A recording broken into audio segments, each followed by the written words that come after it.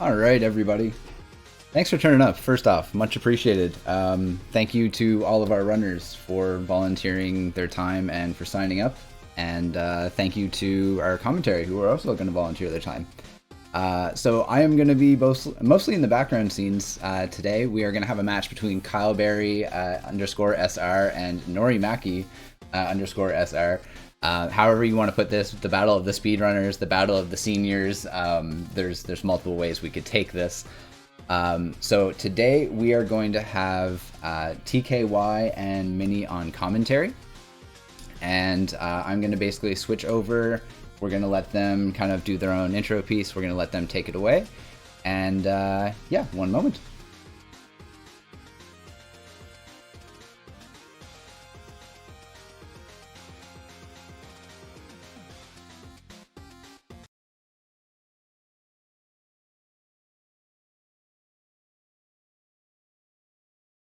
Alrighty. So Minnie and TKY should be able to hear me now. How you guys doing today? I'm fine. Doing good yourself? Doing well, thank you. Alrighty. I'm going to let you guys kind of just intro yourselves. I'm going to give the runners a quick heads up that we're good to go and drop from the race time. And you folks have fun. Okay, All right. then. Welcome, everyone. Welcome to Cyber Shadow as we begin the spring tournament. Any percent, I am TKY619, and I'm being joined by Minister Brungo here. Say hello, good sir. Yes, hi everybody. We'll have fun. It's the first race for the tournament, so everybody's excited. As I can see, the racer are excited. We are excited. Strider is excited. That will be fun. Indeed, there's been pretty much a follow-up from the Not tournament we had back in, it was March. No, was it March? Yeah, back in March, if I remember rightly. We had a one-day tournament held there, being currently held winning by 2C, who is also in this tournament a bit later on. But for today, we are in the first round of the spring tournament between Carl Berry Jr. Christ, I can't read. Carl Berry Sr. Nori Maki SR. Both runners very respective. Carl Berry is one of the newer runners in the Cyber Shadow scene. However, he's a well-known runner in general across the Messenger, if I recall correctly. Nori Maki, more commonly known within the Shantae franchise, and someone I've known for the better part of 5 years now. So we're looking to a good matchup here. This race could go either way, and Cyber Shadow is one of them runs. It's a difficult run, quite easy to lose time, not very easy to save time. Yeah, the checkpoints are really far apart, so when you die, you really lose many time. So the best way to save time is not dying, but as you said, it's not that easy. Indeed, we have begun out of the other sections. We enter our first chapter. So this run is essentially a run of two halves. The front half is more on technical platforming. Starts off, we'll say simple for Cyber Shadow standards at least, and that will progressively become more intricate, where the precision is pretty much required, because one mistake could easily lead to everything falling apart, at least for that particular moment in time.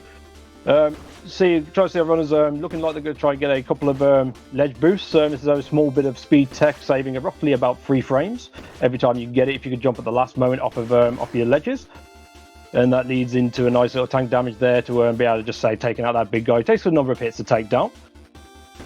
So if I remember correctly, it's like 9 hits to take it down. So early in the race, you want to take the damage. No problem. Only 1 HP damage for the enemies at the beginning, so not that hurtful. Indeed. So this game is also kind of a throwback to the old games of like the 80s and 90s, the difficult platforming games, with a modern aesthetic. As Sabraga mentioned, there are checkpoints that are involved in the game. There are no lives, so there's no risk of the run officially being completely impossible to finish. But each death, depending on where it happens, could easily lead to big time losses. And I don't know about you, from my experience, I've had checkpoints that have cost me a good minute at times. Yeah, and usually when you die, it's not just after the checkpoint, it's just before getting the checkpoint, so it can be hard. Indeed. Alright, so going through chapter 1 so far, we're getting into our first little sub-boss here, the Smasher. So, Smasher's usually relatively straightforward. I mean, you don't have much in terms of abilities, so it's just staying in close, getting the strikes in as best as you can.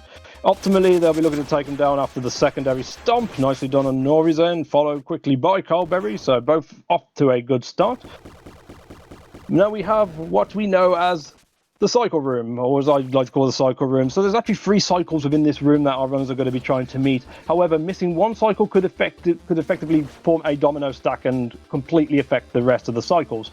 So following some particular movement in order to make said cycles, getting a ledge grab there is another bit of tech for players who run at 60 Hz. The game can be run at 144 Hz. The only difference is being you can't ledge grab. However, you can swing your sword just that bit quicker, which does help with bosses on a number of occasions. Yes, and both runners are on PC today. I know on PS4 and Xbox you don't have all the updates yet. So for now, both runners are on PC, so they're both on 1.3, I think. So they're on equal for the updates. Indeed, on that. The console has a few minor differences. Nothing that really affects the run on any major aspect. It's usually just a few more enemies that are still in the game compared. Exactly. Apart from that, there is 1 or 2 other small things, but they're not a major impact on the run. So both versions are balanced currently, but luckily when the next version comes out, we will be updated to match.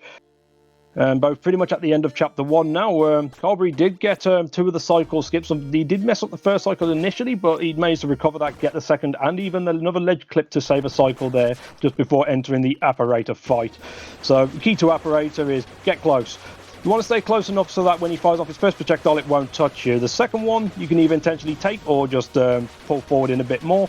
As long as you just follow the line and keep your slashes on point, you should be able to take him down with what we know as a 1-rounder, which is just after he jumped. Kyle just came short on it, but got a nice aerial swipe there, so he hasn't lost too much for that one. And when the apparator is high in the air like that, you can clip his nail toe, but it's really precise. It's not that easy to do. Indeed. There is a bit of a positioning, at least at the start, but after that it's very, very awkward to be able to get up there just to clip him down. Both runners through, though, without too much hassle.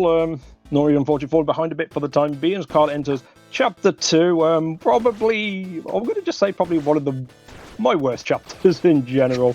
This front half can be a pain at times, mainly because of one specific room, but again, get more the same of what we had in the first chapter, following platform, but this time also following the cycle from the get-go, trying to follow this trash as best as they can, trying to make sure that they doesn't smack them in the head and cause any unnecessary damage. Yes, and when we see the first difference between the 2 routing, Calberry didn't take the SP upgrade, while Norimaki is taking an SP upgrade, so he'll do the run with 6 SP maximum, while Cal will stay at 5 for the whole race.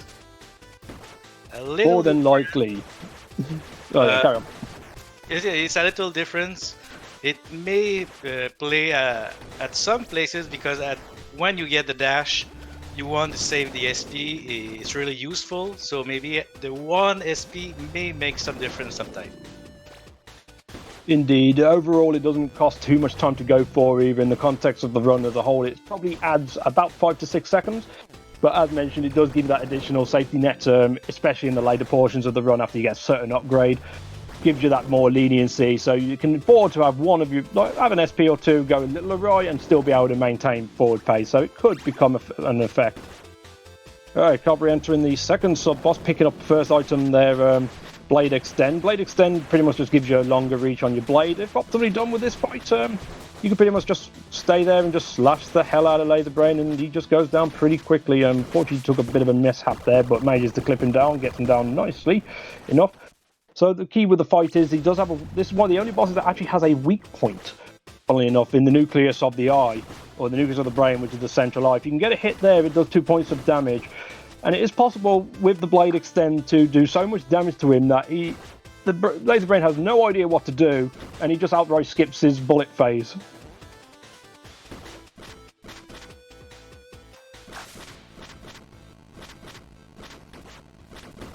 Yes, usually what we'll do, we'll just usually you don't see. No, when he throws his bullet, if you're not fast enough, you just take 1 damage to prevent him from destroying his blocks. So indeed, that allows us to, that pretty much allows us to stay on there and just keep the offense going rather than having to wait for the remaining trash. I mean, we get a nice little respite here, though, the elevator. Not much can be done here. It is essentially an auto-scroller. Just let it ride up.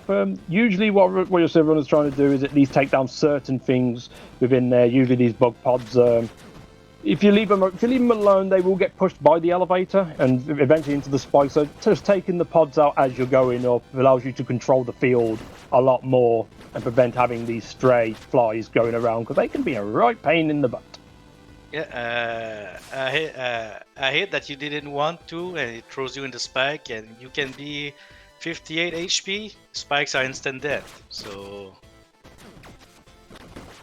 exactly that is painful when it happens.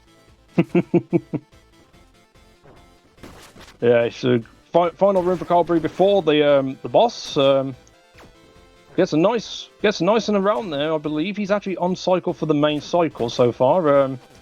Again, in this last room, it does have a bit of a cycle base, mainly for this last bit of trash. It's known as the trash elevator. If you're going to reach it within a certain point, you just save you having to wait around as long. Having to go behind a cycle is probably about 5-second difference per cycle, maybe 4. Give or take. But he's up and good as we come up to our stage 2 boss. Good old Scrambler. So Scrambler is pretty much not much to him. He will follow the same pattern practically every time, but the key to that is you need to at least stay close within him. If you try and run away from him, it will alter his script, and that then can become a bit of a problem. And yeah, there we go. Nicely done by Kyle. Gets his helmet off, but he's not quite done yet. He's just going to hop around a little bit, follow him around, a couple of swipes later, and that is GG. Nicely done. There's only the little smasher, the scrambler, and we don't care about him. He just run away. Now, Norimaki's turn for the scrambler. Yeah, opting to go with the more higher jumps. It gives you better control to evade his attacks. Nicely done. A couple of hits on him, but that was still a decent fight going. And just take down Tiny Scrambler before he becomes Mini Scrambler. That was not intended as a play on your name. I do apologize. Oh, no. Don't worry. And now Calvary is in the start of Chapter 3. I know there's many people that really like the song on Chapter 3. So maybe we can see some cat jam in the chat. Get your cat jams ready. Personally, my favorite song is when you get the sprint. But yeah, this one is good. Almost all songs in this game are spectacular. It is a great soundtrack, to be fair. I'm quite the fan of the first part of Chapter 8. It just gives you that pumping feeling to go all out, and well, you'll see as they get to that point. Pretty much from Chapter 8 onwards, things can get pretty crazy. I mean, you can get crazy a bit sooner than that, but I'm getting ahead of myself. Let's get back to Chapter 3. Right, nice damage boost there from Carl. Just trying to keep forward momentum going. Recovers the health, gets in. Looking for a double leg grab here. Nicely done. So that's an advantage with the 60 Hz version, or running the game at 60 Hz. Even though you look like you're just under the ledge, if you turn into it at the right moment, at the right height, the shadow will just clip onto that ledge, enable you just to knock off some seconds here and there through the course of the run. Ooh, sadly Norimaki getting it there just before the end of the train. So he has to do it again all over. It's not a big part, but he was just before getting the end of that part, so that's sad. It is a bit of a risky section. I mean, the green ooze falling from the ceiling does 2 points of damage, and furthermore, just for the speed purposes, you're tanking damage through the big giant mech things simply because they take a number of strikes, a bit like in the stage 1 with the big bots that are there. Exactly. So it can, well, if that goes a little awry, it can be quite easy to take a death. As we mentioned, easy to lose time in this run. It is not for the faint heart. Especially if you do a deboost not as you used to be, then all the cycle of the green goo, you don't know where it's going. They're used when you have your deboost like you want. They are at the same time each time. So if you miss one ledge or you missed a D-boost, then you don't really know what will be the cycle of the green goo, and it can lead to death. Yeah, so we have our main stage boss of here, and it's already gone. The Hunter tank. So I actually never knew the name of this. I just call it the Mecha Tank. I have my list on the side to see the names of the bosses. Someone planned ahead. We know who the smart one here is. Good man. So yeah, but we got through there. We'll talk a bit more on it once Nori makes his way there. So, continuing on with the stage. Again, it's just more pretty much technical platforming, and he'll be coming up for what I like to call the snipe. So once he gets to the top of this part here, he's going to try and throw a shuriken right in the low point and try and clip the enemy. Unfortunately, he did not, so now he's got to worry about these bullet spreads. If you can catch that first enemy with that shuriken, it enables you to pretty much get the other one perfectly fine. And right, so Nori dealing with that tank. You've got to take out the main core at the top first. That exposes the floor core, and then just swipe away. Usually, you try to take the tactic of hitting a couple of the small turrets on the floor just to lock them down to the ground so they don't bombard you. Exactly, and we'll see soon the same shuriken launch. The gap is really tied to not too high because you get the wall. And if you're too low, we'll see like Calberry, it will miss the blue guy, and you have to deal with them after. Yeah, indeed, and it can be a pain, especially with those few little flame pits there. It can be quite easy to get knocked down and just straight to your doom. Carl, got to be a little careful here. He's down to 1 hit point. And unfortunately, Nori missing the snipe as well. But keeps the field in control, so he's going to be in a good spot. Right, so we have stage 3 boss, the Biohunter. Now we've been skipping out on like the essence aspect. The essence that they collect is to be able to purchase these specific upgrades that they are at certain checkpoints. In this case, we have good old Swag Blade. So Swag Blade is essentially a buzzsaw on a string. And this boss in the first phase likes to stay in the air. So this bit of this equipment is very useful getting the damage in, score enough damage in the first phase to pretty much get the second phase set up. So he's going to start right in the middle of the field. He's going to want to hit the Swag Blade in, get in close, get some good strikes in, and aim to try and take the boss down in the middle. He unfortunately got away a little bit, but he managed to recover it nicely without taking any additional damage. Because there's another key point with these additional items or special items. Next to them, there's this little meter of their own. They have 3 hit points each. For every hit you take, you lose a hit point, and once you lose all 3, the item goes away. Exactly, and since he had the Swag Blade, he'll be able to use it as his advantage just before the monkey climb, while he probably get the TNT in advance, so it skips around 3 seconds if I'm not wrong. While Norimaki is now on the Biohunter. It's going damage well on phase 1, nicely controlled. He's just going to set himself up in position to manipulate the blade where he wants it. Straight in, and that's a nice kill. Right in the center, and out he goes. And yeah, so Brango mentioned carrying that Swag Blade through to where Carlberry is now is to hit a bomb. That is something you need to hit to get back out of here once you've dealt with the first dojo section. So it says about 3 to 4 seconds, give or take. But then, I mean, with the console version, you'd have to worry about the Swag Blade potentially getting in your way at this point. The console, not so much, but they've still got to have a certain control because they want to prevent it from hitting certain crates that they're going to use to be able to make this climb quicker. So the idea is to make it to the top before the monkey does. And if you play it right, monkey has no chance. No, it's not that difficult to beat that monkey.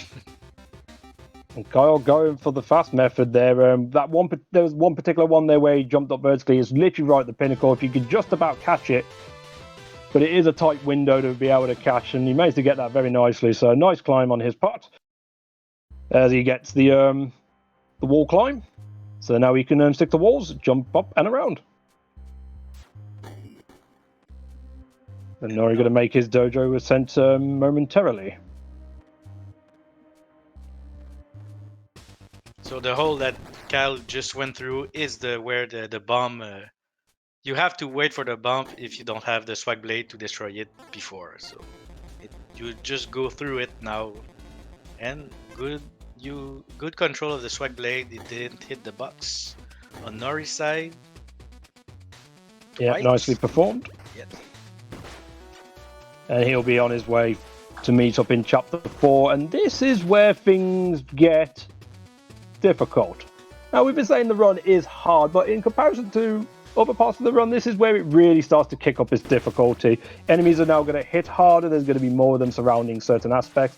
There's going to be certain maneuverability, cycle aspects that they need to meet. And it's home of the most RNG part of the run. God help us. Yeah, if I don't think I'm wrong if I say this is the place where usually you reset or you continue. Once Chapter 4 is done, you'll usually continue, but at that point, it might be the last part where you decide if you reset or not on a run.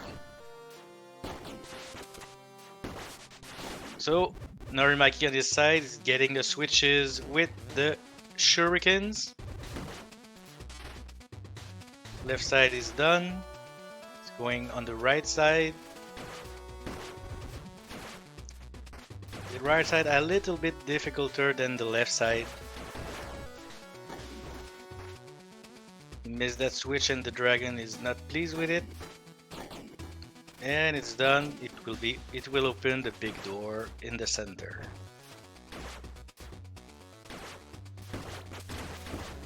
So Calberry is going in the first cyber room. Cyber room that we discovered recently, maybe a month ago. You don't need to do all of it. Usually you had to go left to destroy the cyber room, but just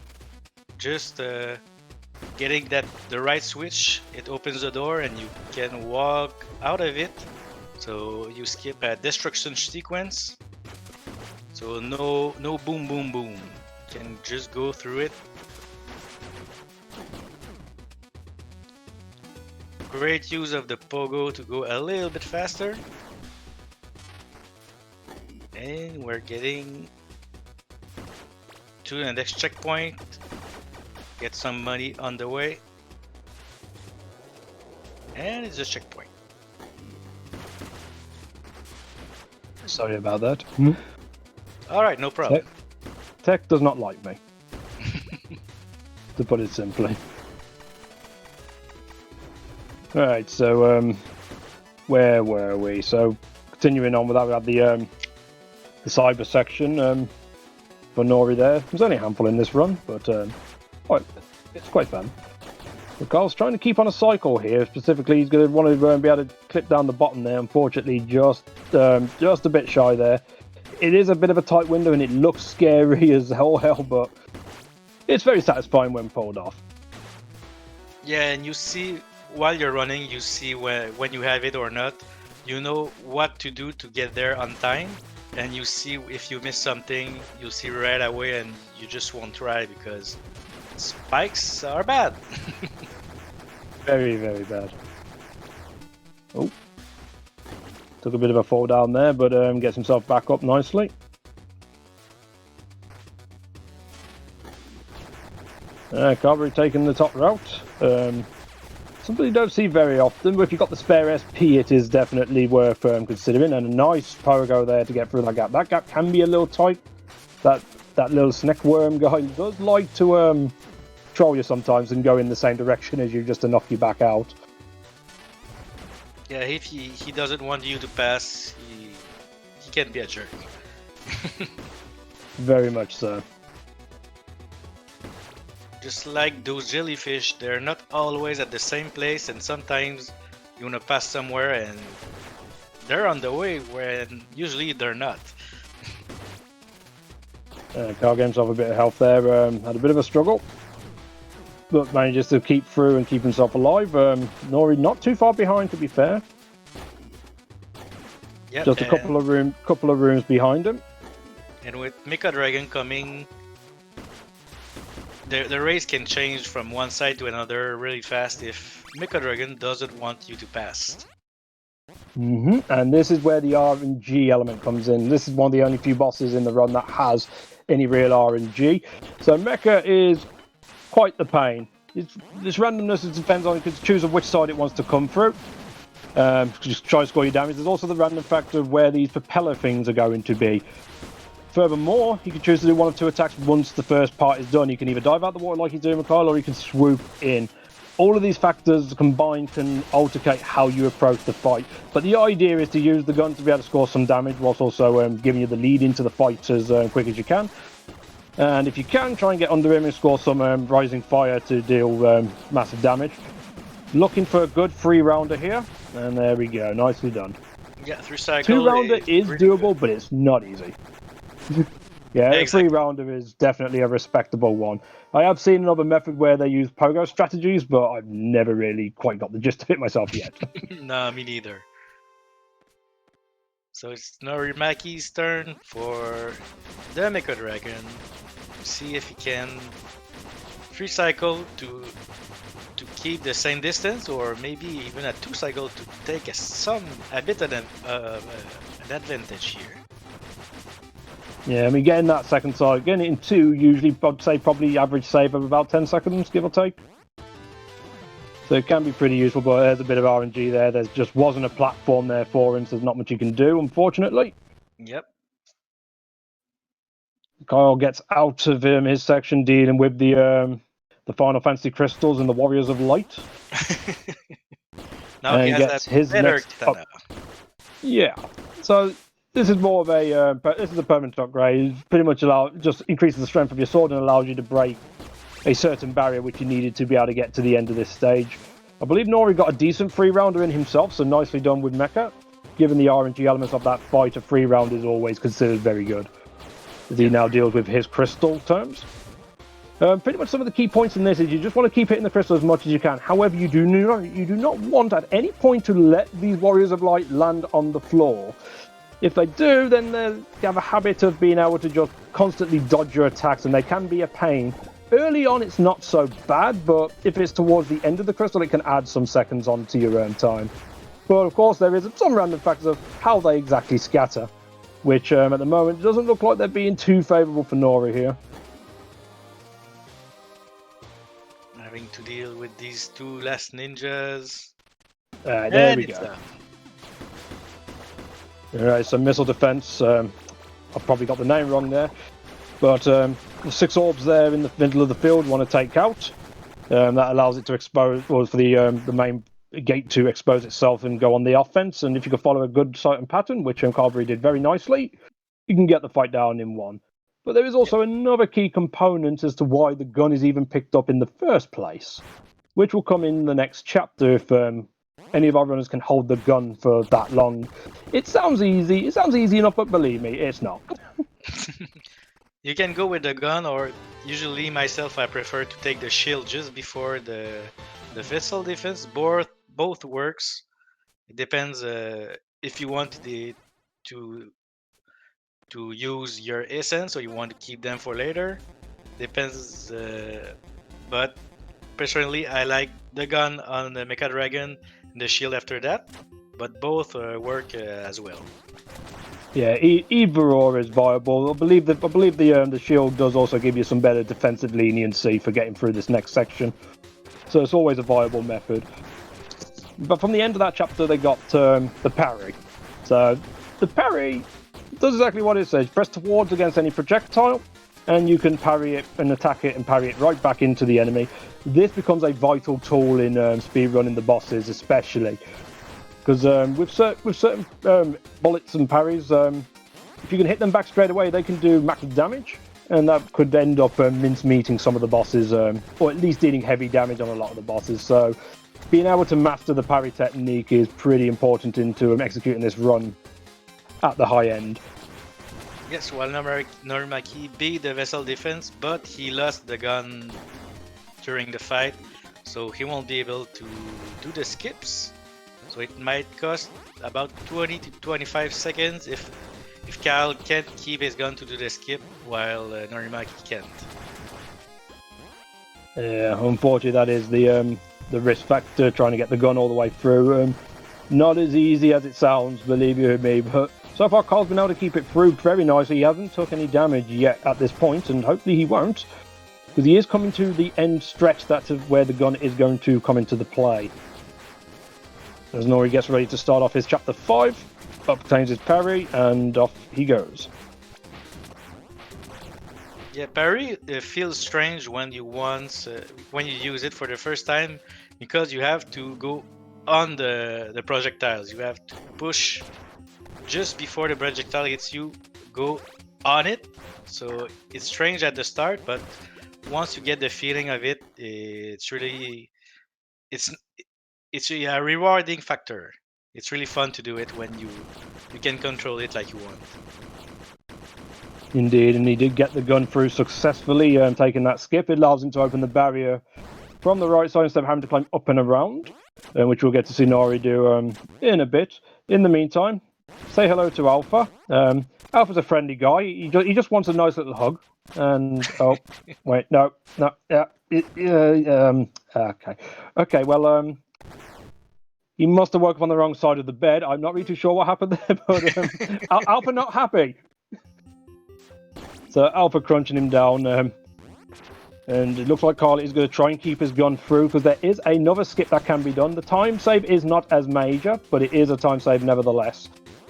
It's about a 10-second save, but you have to fight through 2 bosses. Well, 2 times Alpha, but 2 bosses. Oh, unfortunately got sniped there.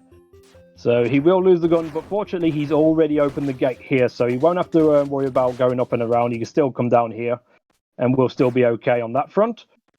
But unfortunately, there goes the gun, so the secondary skip will not be coming into play there. But it's fine, as you say. It's not as major as the first skip, but of course it's a nice time save if you can get it. Exactly. While Norimaki is going all around because he hasn't been able to keep his sub-weapon.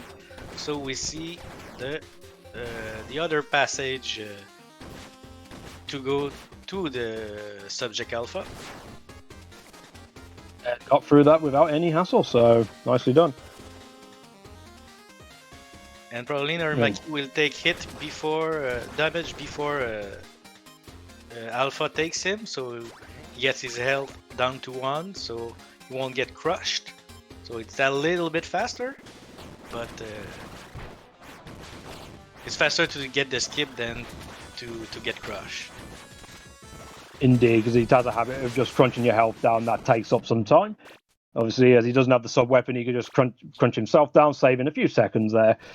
Before we had a chance to even explain anything, Alpha is down. And that must have been a quick fight. So, just a brief touch on him. We'll touch a little more when Nori gets to that part of the battle. The Alpha 1 fight, again, we mentioned the parrying is an important factor. If you get all the necessary parries correctly, you can essentially take him out on the right side of the field, and he just gets melted essentially. Exactly, while Norimaki takes a death. But this time he doesn't have to do all the circle. The gate is open, so that's at least that. Indeed, once the gate's open, it stays open, so he doesn't have to worry about taking the long route from there. So, it is unfortunate, but this is Cyber Shadow. It is. We do not just when we say this is a tough run to be able to execute. Death can happen at any corner. Alright, so we got the Alpha 2 fight from Carberry. So it just becomes a big mass on the wall here, and pretty much just want to keep the offense going. We implement a pogo method here because he covers the floor out with these spikes. Using that pogo and down. Wow, nice one cycle there. Yes, that was fast. And on a 5 SP as well, that's not easy to do. 6 SP gives you a little more leniency. 5 SP is pretty damn tight, so very nicely done. Using that pogo, the after effects of the explosiveness from the SP powered strike enables some additional damage. Back to Alpha 1, using the SP dispenser to his advantage there, parrying a few strikes back. After the first few jumps, Alpha will go into a downward stomp. Managed to keep himself alive. Unfortunately, lost the dispenser, but is still in the field and did not take a death there. So, nicely done fight. As now, that is the front half of the run essentially done for Carberry, as he now obtains the dash. This is where the run completely changes. So, the dash ability, as implied, it allows you to dash, but it also has SP properties to it as well, where you can do this charging slash. Without the SP, it will not go as far, and it will force you to stop your running. You'd have to manually re-enter your run. However, you could do stuff like that with SP powered up. Just zip yourself across. An advantage with this as well, if you happen to destroy anything whilst using an SP dash, whether it be an enemy or a crate, it will actually replenish the SP back for each enemy you hit. So for each enemy you kill with it, you get an SP. Use an SP to get an SP. And we take advantage of that in a number of spots during the run. Exactly, while Normaki is now at Alpha 2. So we'll see if he'll be as fast as Kyle on this boss. Again, the parry's out, getting them out of the way. And yeah, delaying there intentionally when the eye opens up. 'Cause if you have to hit the eye too soon, it will lock out and you will not be able to cause any damage. So taking that delay keeps the eyeball open and allows us to just continually swipe into it. And that was a nice fight done there. Alpha 2 down as we go for Chapter 6 for Kyle. The first instance of where the dash really starts to come in. Sort of get you used to the dash mechanic and what you can get away with. But there is these security systems that are in play, indicated by some red beams that are shining out of the field. Sometimes it's better to try and avoid that at all costs, because you have big giant saw blade here that wants to say hi. Sometimes it just ends up being quicker to just trigger it and use the additional enemies to be able to dash into to fly across the screen. Yeah, we'll see, especially a little bit later. There's like enemy everywhere. You just dash through and you can zip through the room if you want to. Well, he jumped into the spikes. Ooh, spikes. Fortunately, that isn't too far where he is, so it won't cost him a great amount of time at least. But this is what Wasserbranger mentioned with chained enemies in this next room. We can use a technique with known as cancel dashing. Oh, missed the ledge there. That's quite a rarity thing to happen actually when you're doing that. But yeah, the idea of the cancel dash.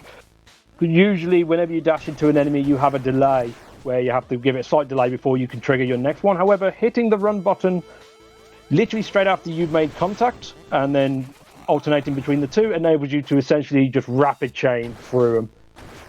Just eliminates the stutter as well as allow you to just fly forward. It looks like Kyle's got himself caught in a bit of a death cycle, unfortunately, here. Hopefully he can recover that. Yeah, he was missing some SP, so it's hard when you have a plan, then the SP is not there and it screw you up. There's a way to go around without SP. It's slower, and you have to think about it because it's not the usual way you go. Exactly that. SP is from this point on. SP is very important. All right, next boss up, Tunnel Cleaner. So Tunnel Cleaner, they pretty much have to follow the same script throughout. There is a couple of manipulations you can do, but we found the fastest way to be able to do it is to get in that parries on the first set of fireballs. Get his health down to below half by this point. He will throw out 2 bombs, and we can actually use this again to our advantage to strike back into the eyes. And there's a couple of different approaches that can be taken. Give you that single bomb technique that Carl did. There's another way where you can run back and get both bombs to hit at the same time in one eye cycle in order to end the fight there as well. But that was a decently done fight. He's still in it. Well executed. And he'll be entering the Streets of Rage of the run, at least based off of the music, and probably one of the more painful chapters to try and traverse. This chapter can get a little dicey. Yeah, it was. The chapter 7 is hard on a casual playthrough as much as a speedrun. It's not forgiving, this chapter. It can be hard, and once you go, it's like if you get a death, it looks like you'll get like 10 deaths because you just messes with your brain, this chapter. Indeed, and this is one of the first main obstacles, the old snake doors there. They try to follow a certain pattern in order to manipulate it through the way they want, but they can be a little trolly, and they can sting.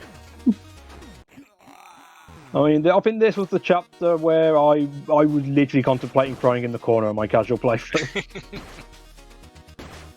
Well, Normaki is on the Tunnel Cleaner. I think he's out of his pattern because it's a bit slow. He managed to recover a bomb strike there nicely. Probably going to have to wait for another bomb cycle, unfortunately, there. But I mean, as long as you don't take a death here, then it's not so bad, at least. Ooh, just 1 point away. So 1 HP dream for the boss. Oh. Oh. And that is very unfortunate there. We have to redo the fight. And of course, have to wait for the train to recharge itself up. Yes, and Cal is entering the mine, but before there's that door, it can seem harmless, but these bullets are making 3 HP of damage. It can be rough sometimes. If you get hit, I think is the enemy that makes the more damage with 3 hits, with 3 HP. And it's a door. Indeed, on that. Alright, so as mentioned, to the mines we go. Again, this place can be a little bit tricky. Luckily, there's a nice SP dispenser there. An SP dispenser is very valuable, especially when it gets to the second half of the run. Being able to use that additional replenish SP to be able to chain off more dash damage, as well as dash speed and attack. Just makes things go a little bit smoother. Namariki is going on the tuna cleaner for a 3rd time. Hope it's a good one. Yeah, unfortunately, Carl did get a bit sniped on his end. There is an enemy in here that can be a right nightmare if it's allowed to show itself. These skulls, they reside in the nice big green gooey balls right here, and they like to just zoom at you. So they suck. In a nutshell, they suck. Tunnel Cleaner is down for Nori though. Nicely done. He'll be making his way and advancing into the streets of rage of his own. And Cal is out of the mine. Chapter 7 is not done yet, but I think the hardest part is done. Yeah, the front half, 2/3 of the run is where it's really a bit of a pain. This one is a little more relaxed, but like a lot of the points of the run, it's only relatively simple when you get everything right, perfect, no problem first try. The moment one thing goes a little awry, that's when everything falls apart. Exactly. And sadly, Cal lost his dispenser, so he'll have to manage his SP a little bit more. It will be there will be some management of SP, while if he could have kept the SP dispenser, it's a bit easier on the mine. Exactly, and there are a couple of movement strategies and techniques that can be used, but only with the SP dispenser. Otherwise, you're forced to have to use slower techniques in order to manage your SP correctly. Otherwise, you end up completely shooting yourself in the foot for a couple of screens a bit later on, potentially. Exactly.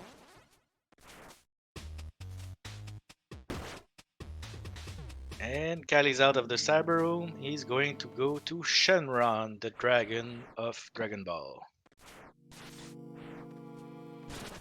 And this is where it really picks up even further. So we've had the dash ability for the last couple of chapters. We've had all the other abilities from the Shuriken, the Rising Fire, Airstrike. We've had the works. This guy's going to power everything up for you. So that's going to enable charge offense. So you can charge up each of these abilities to create a different effect. In Shuriken's case, it creates an explosive kunai. But the main important one that we want from this is the double jump. Yeah, that's the main reason. The thing you'll use for most of the run going on. Dash and double jump. That's the dream. From now on, everything is possible. You have to be careful. Sometimes the double jump may come faster than you would want to. So you think you still have your double jump, especially if you climb out. You go out of the climb wall. Sometimes it gets a double jump and it can screw you, but you want it. It's good. Yeah. So welcome to chapter 8. So this is where things we say it takes another bit of a turn and for technique and speed. So we have an advantage with the double jump does give more of an advantage simply because after you score an aerial strike or an air dash slash, you're able to jump out of it once you've made the connect. So you could essentially, as long as you have the enemies to chain on, you could indefinitely stay in the air and do the aerial slashes and replenish your SP constantly. Yes, we saw it really fast here, but Cal had a max range dash. When you dash, but from the farthest possible, it will stop your dash. You're not going through like you usually do. It can be, if you're not wanting to do it, usually you could drop in the spikes or drop on the enemy. That's not what you want. You want to get close enough to go through the enemy, but far enough to have the maximum of a dash, but not too far, because that's when it happens and it can hurt really bad. Depends on your location, could always be a problem. Dealing with the Cyber Core on Kyle's end, gets it down. This is to unlock Exo, which is a nice little motorcycle. So we're going to get introduced to another auto-scroller in a moment, but it's a little more fun. You get to ride a bike. Yeah. Bikes are fun. Indeed, on that front. So pretty much the key part of this is just try not to fall off the track and try not to run into any of the solid floors and walls, because that would be an instant death. And that can become a bit of a problem. Nori dealing with his core in Chapter 7 to get access to the dragon and his double jump abilities, as well as other power-ups. Just need to defeat the core. And nicely down.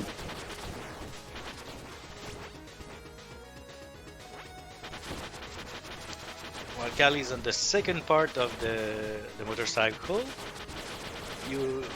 it's basically a shoot 'em up. The enemies are coming through you destroy them. There are even some enemies you don't need to destroy, you can let them pass if you want to. I'm more on the destroy everything side, but I saw some people just letting the enemies go through. It doesn't change anything, it's not faster, it's not slower, it's just like that.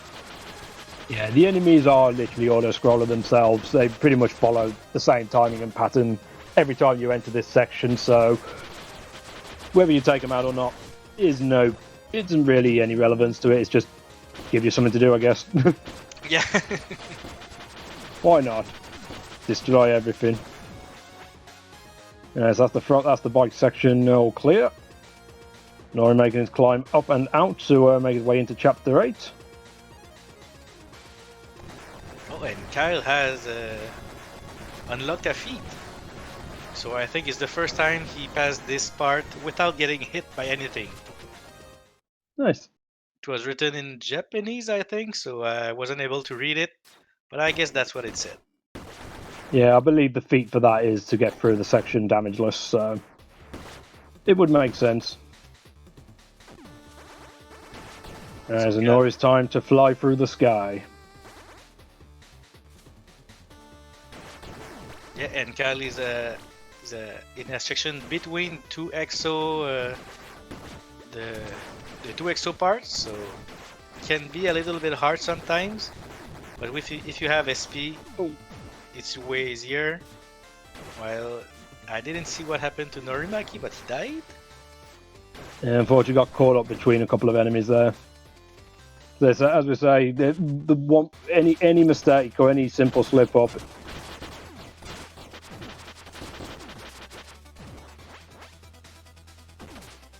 And I think it went better this time. And Calberry is on the EXO part where he is in a big robot. So this part you can take damage. You run through things, but you want to be careful because you don't want to take all the damage. But you can tank pretty much in this section with EXO. You have to be careful. Usually you want to go on the shields of the enemies. Shields are only giving 1 damage, the bomb 2, and the regular enemies it's 1 damage as well. So you want to not get caught by the bombs. but the shield is alright. And we have the carrier, the minibus, that is done on Calberry's side. Yeah, so just a little bit of the exo section left to go, and I really need to have a word with my phone. Usually doesn't do it this bad, so I do apologise for cutting out there. No worries, everything's fine. While Naramaki just gets out of the cyber room, gets ready to get on the motorcycle. Oh, Carl got a little caught up there. The enemy's pulling their shields off. Unfortunately, it takes a bit longer to plough your way through as a result. Nevertheless, he is through. Well, we got 2 exos on the screen. Happy days. No, operator, don't ruin our fun. Damn it. Yeah, it's operators come in to have a few words about a couple of things. Unfortunately, I don't know the story well enough at this point. The operator that is really strong, but not in fights. I don't know what he's doing between. When we see him, he looks really dangerous. Once we go after him, speedrunners just beat him up like there's no tomorrow. Yeah, so EXO is done for Carberry, but he's still got the second half of the Chapter 8 to deal with.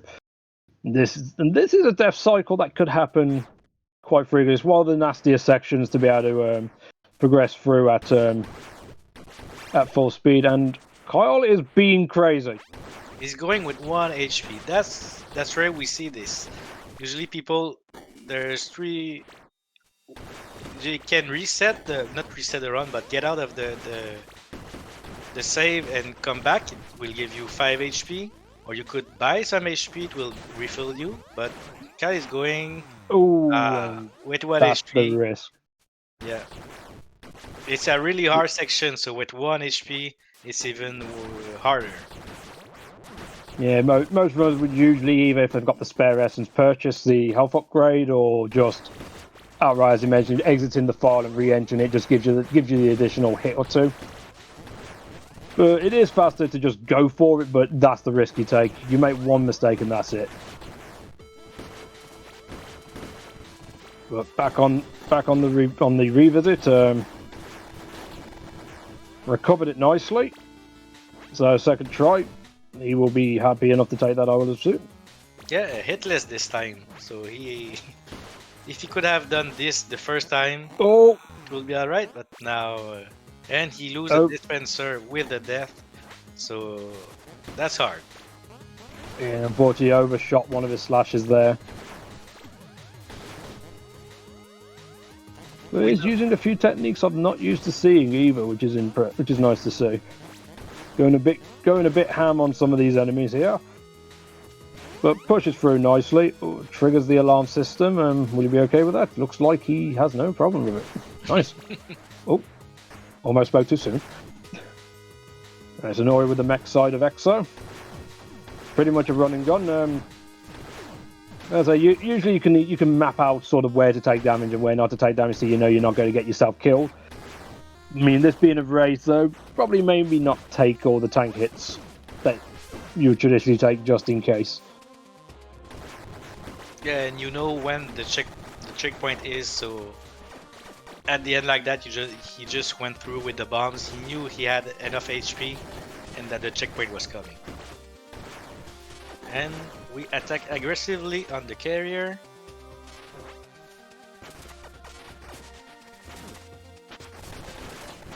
Usually it's 3 cycles. And yep, that should be it there. Nicely done. We did get to see one of the smaller instances on Carl End with the using a kunai shot. The explosive kunai allows you to break the wall down just that bit quicker. Unfortunately, got a bit sniped there. So it's going to send him back to the previous checkpoint. Have we said how brutal this game is yet? Yeah, and he has some SP management to do as well. Now he's back at no SP. So no kunai this time. Have to get the red part to destroy the wall. Yeah, there we go. Nicely through. there was SP on this box, but he continued without. What? He gets double hits with the, so he gets SP while doing that. Gives you the SP you used and some more from the second enemy. Yeah, it's a good backup if you are a bit short of coming into this section. You can just use it to your advantage. As he now enters Chapter 9, so the docks are in place. One of the shorter areas of the game, but that doesn't make it any easier. Exactly, the first chapter with no boss, unless you count the slow boat as a boss. Might as well be. It might as well be. While the EXO from Norimaki had the same ending as the one of Kaz, so no more EXO left, both died, sadly. And unfortunately on that note, Carl did take a death there. That's going to be quite a big time loss there. It'll give Nori a chance to pull back in. As he makes his ascent through the worst rooms of the run.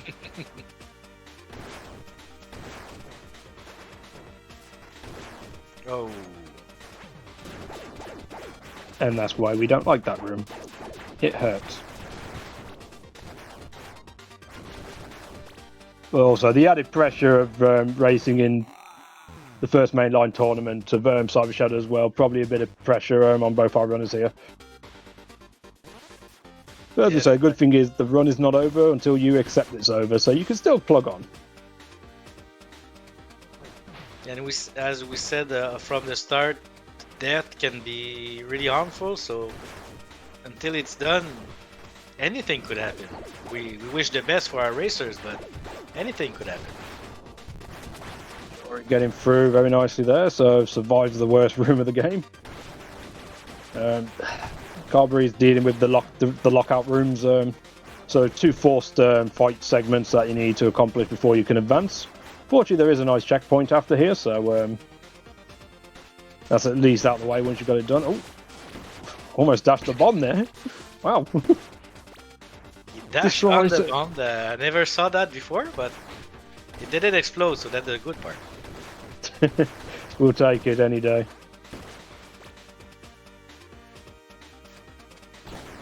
And the big saw blade that kills Norimaki just before the checkpoint.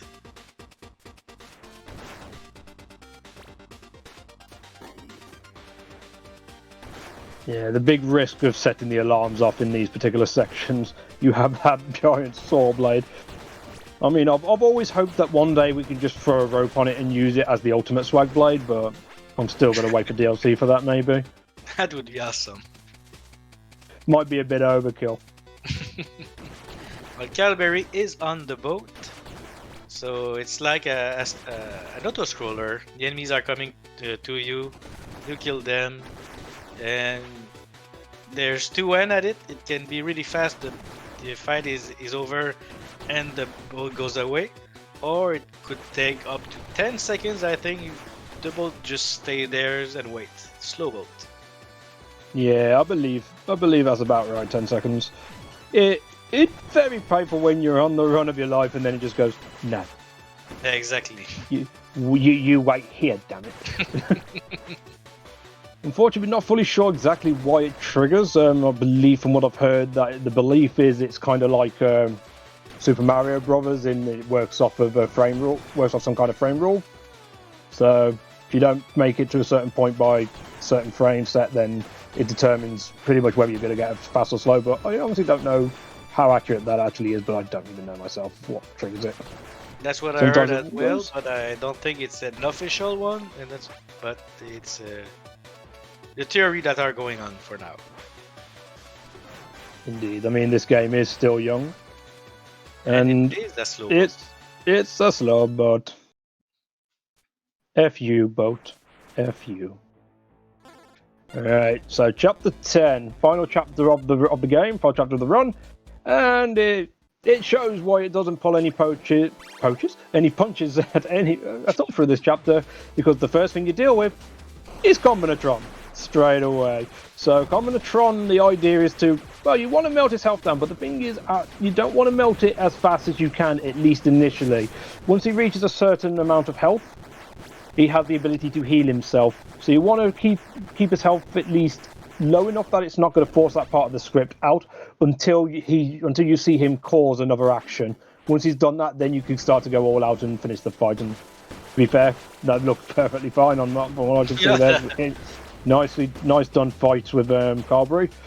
And now showing off how the dash technique's going. He's going a little crazy here. Nice. So there's a couple of ways about doing this room. That's one of the riskier methods to be able to plow through. But there's also one where they use the down stab straight away, and my god, that's crazy when they pull that off.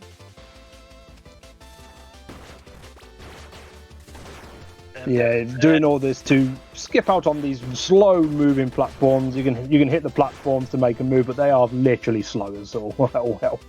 Yeah, that's a part where you want to have some SP, because if you don't, well, personally, I'm going sometimes and I just don't know exactly what I'm doing. But you throw some pogos in here and you might do it. But the SP way is clearly the fastest way. And if you're not sure and you're taking the platform, as you said, that is really slow. Indeed on that. But Carl's looking like he's having practically zero issue, probably no issue at all so far with Chapter 10. He's literally flown through it. Yeah, and the SP dispenser is helping on this part as well. He can just, even if he dashes and it doesn't give back the SP, he has the dispenser as backup to get that SP missing. Indeed on that. So Carl's going to be coming up to one of the penultimate bosses, Spider Rail.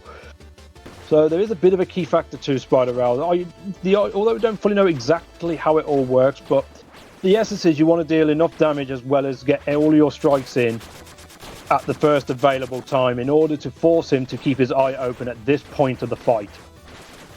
By doing so, you're able to score heavy damage and practically end the fight there. But that was a really fast Spider Rail.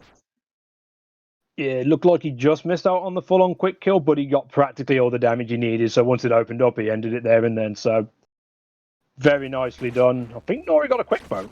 Yeah, I might be wrong. He got the fast boat and he's going to Combinatron. And now Carl has the climb. Do we really want to talk about the climb? It can be harmful to climb like that. There is full of enemies that are going up to you. They're throwing things. They're coming at you, and they can be painful.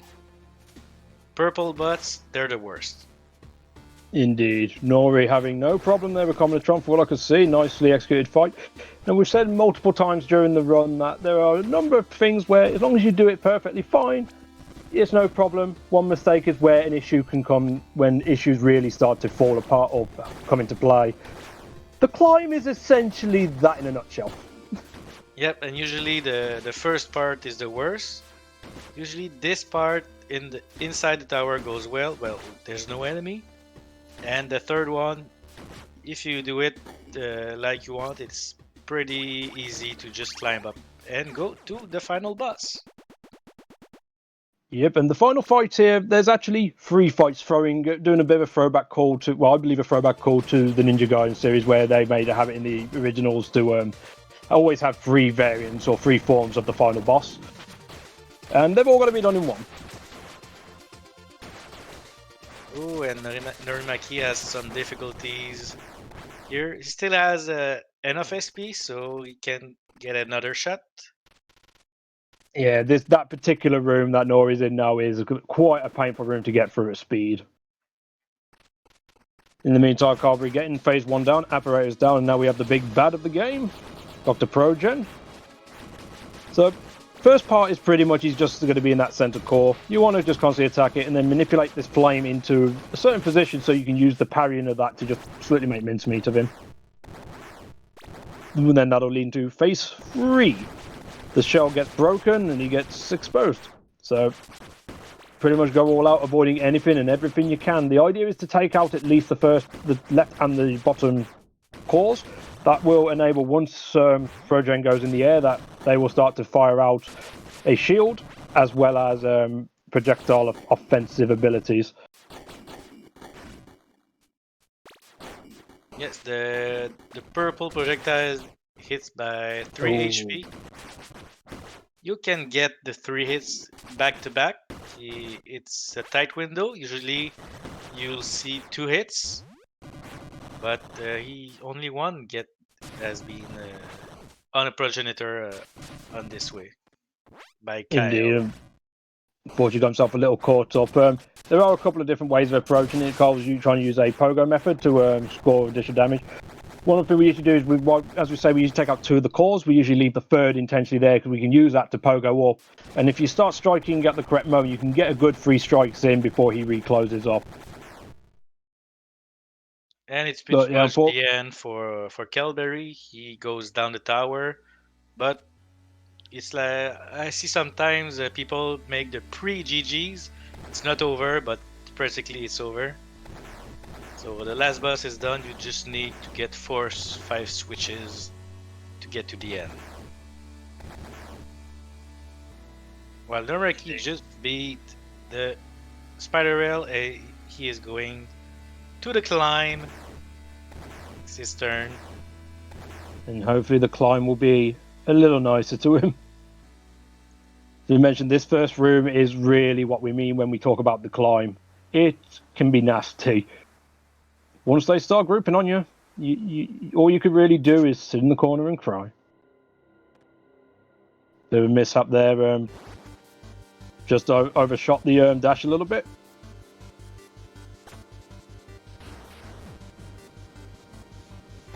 Kali's getting Super Saiyan. He did that pogo, so he skipped the animation. It's a little bit faster. Yeah, it's a few seconds quicker. I believe about 3 seconds, maybe 4. Opens up the shell here now. All you got to do is open up the core, and screen goes to black, and that is time. It's time. It's at 1:04:33 for Kyle Berry.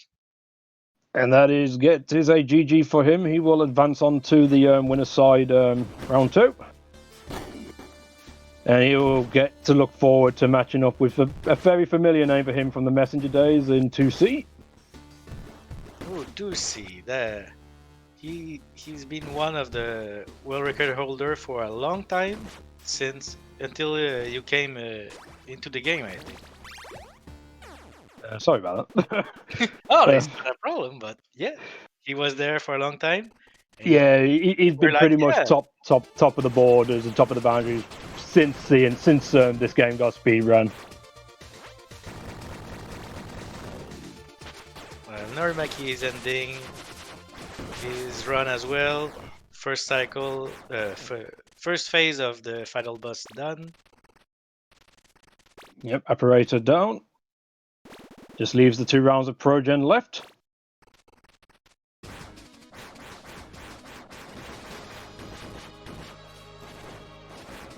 Second phase, if you do it quick enough, you won't have any music for the 3rd part. Yeah, a bit of a weird audio glitch there. Funnily enough, not the weirdest audio glitch I've heard of in general. But yeah, essentially you can kill him quick enough. You have to deal with phase 3 with no music, and it kind of sucks the atmosphere out a little bit, unfortunately. But oh well. Yeah, getting through nicely there. Just trying to make sure he doesn't take a death. Ooh. I had to open my mouth. I really should know by now. I'm so sorry. Please forgive me. Every time. This is why I don't commentate very often. But at least he won't have any speech from the bosses. He'll go just through the phases. So that's at least that. Yeah, there is that. But I have a feeling I won't be commentating again through this tournament. Just be a petition from all competitors. Please don't let him back on there. He kills our runs, man. Mainly, he will commentate your runs to get his revenge. Oh god. I wouldn't tempt him, he might do it. It's a Progen 3 or Progenitor 3. Gets those 2 cores out. Alright, starts to make his offense there. Using the pogo strategies to just make mincemeat of his health, gets him into his second part of the fight. And there's a nice bit of pogo technique there to get at least double strikes in. Gets 2, nice. You just got to just get through, survive, get the strikes in. Only a few away.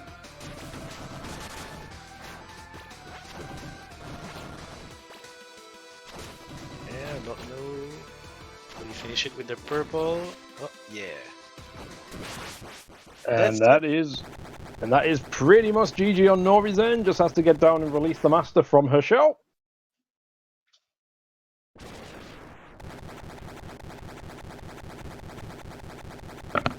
So pre-GG for Norimaki as well. Just get the switches to end the run. Getting Super Saiyan Ninja.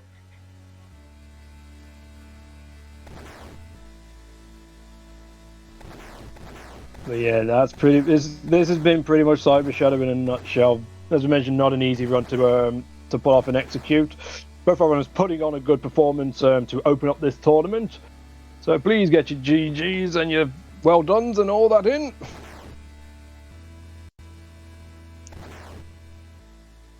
Yeah, just taking that final descent. Getting a little lift from the purple robot, the blue robot, Elgin. He's nice. We hit him all the way through the run because we can, and he takes you down at the last for the last time. Down strike as well for Norimaki to get these few seconds.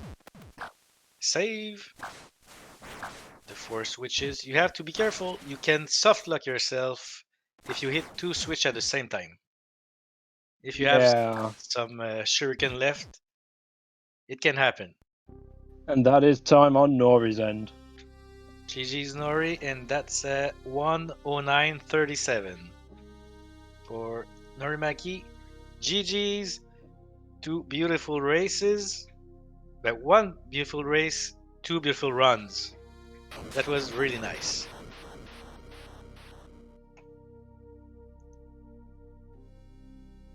Well, that's definitely a fun way to start the tournament off. I mean, I had fun time watching it, but that pretty much entails what this run can happen and what things can go. We've got death count on Kyle's side at the moment at 13. Unlucky for some. But it can happen.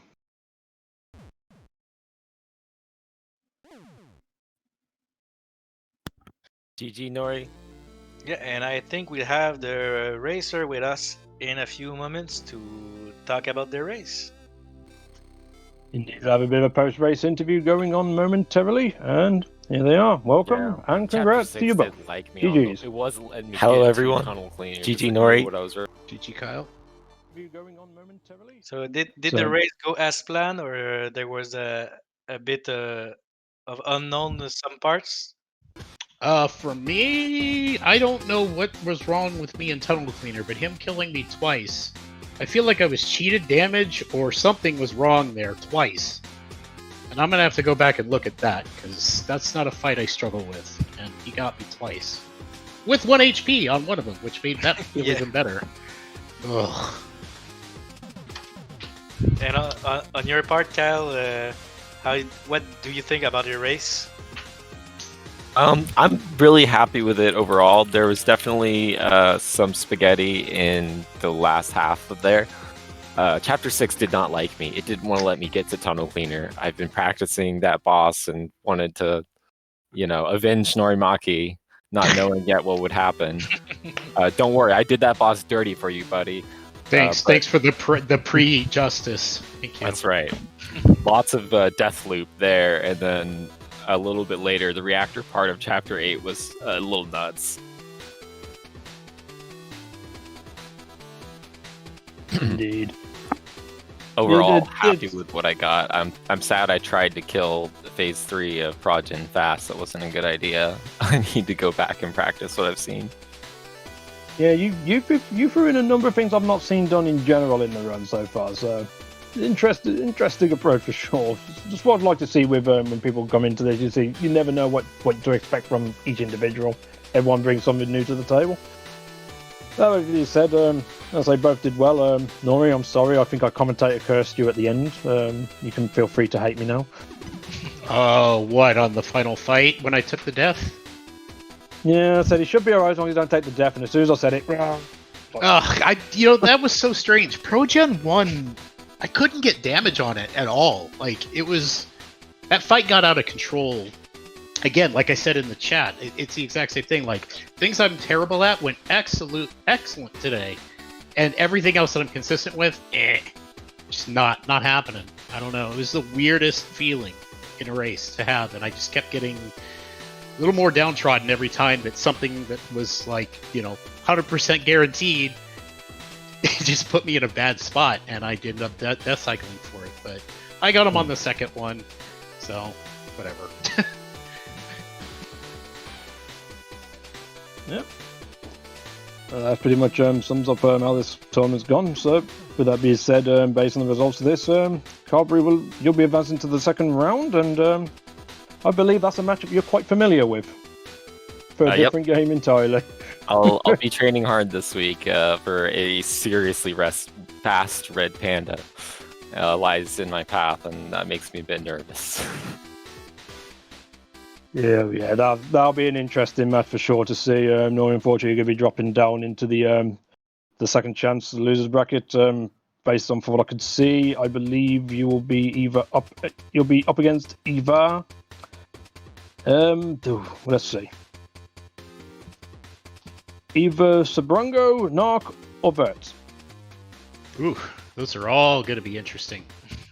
It'll be good races no matter what, so I'll look forward to it, but it looks like I need to go back to the old dojo for now. That's bad. Do we have any final words from anyone? Thank you, Strizer, for hosting this tournament. Very much appreciated. Thank you, Turkey and Sprongo, for commentary. I'm looking forward to watching it later. And of course, thank you very much, Mecha Skull and Yacht Club Games, for this incredible game. It's definitely underrated. More people should check this out if you're into this kind of action adventure platforming. Yeah, exactly what Kyle said. GG again, Kyle. Excellent racing you as always. Thank you, GG Dory. Boy. It's always a pleasure. Do that again, and maybe I'll see you again in this tournament if I can shake off the rust a little bit, or whatever. Yeah, I hope so. Was in my gears today. 2C's probably going to be sending me down the road, so hope to see you again. We'll see. With that, if you enjoyed what you saw today, please be sure to follow both our runners at twitch.tv/CarlBerrySR and Norimaki SR respectively. Also like to throw a shout out to my co-commentator, twitch.tv/Minister Brango. I believe is the correct one for that. Yep. And thanks if you want to see Turkey, if you want to TKY619. No problem. And if you want to see more of this tournament, be sure to follow at Strizer86 as well. There is other content he has as well, but in terms of this, we still have the rest of the tournament to go. This is just the beginning, and I believe our next matchup will be between Space Narc and Verts, taking place Wednesday next week. I can't remember the actual date, but the time should be 8 p.m. Eastern, 9 p.m. Atlantic. That seems right. And, well, we'll be back for some more Cyber Shadow hell. Or fun. Depends how you look at it. It is what it is. But it's definitely good to do.